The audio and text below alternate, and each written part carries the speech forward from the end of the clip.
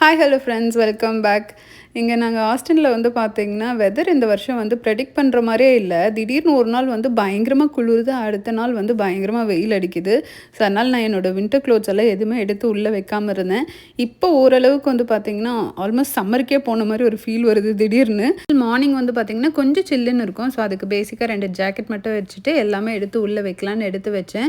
அப்புறம் நாங்கள் இந்த ஊருக்கு கொண்டு போகிறோம் இல்லைங்களா லக்கேஜ், அதிலலாம் வந்து பார்த்திங்கன்னா நிறைய நான் இந்தியன் க்ளோத்ஸ் வச்சுருப்பேன். இது எல்லாமே நான் 2017 போல் ஊருக்கு போனேன். அந்த ஜனவரி டிசம்பரு அந்த டைமில் நிறைய சுடிதார் எடுத்துகிட்டு வந்தேன். ஏன்னா அப்போ தான் வந்து ஒரு 3 வருஷம் கழிச்சு ஊருக்கு போனேன். ஆனால் அன்ஃபார்ச்சுனேட்டாக போயிட்டு வந்து உடனே வந்து ஒரு 6 மாதத்தில் திரும்பவும் இந்தியா போயிட்டோம். அந்த டைமில் கரெக்டாக நான் வந்து ஃபார்ச்சுனேட்டாக கன்சீவ் ஆகிட்டேன். அதுக்கப்புறம் அந்த ட்ரெஸ் எல்லாம் போடவே முடியல. நிறைய ட்ரெஸ் எல்லாம் வந்து பார்த்திங்கன்னா இன்னும் டேகோடு வச்சுருக்கேன்.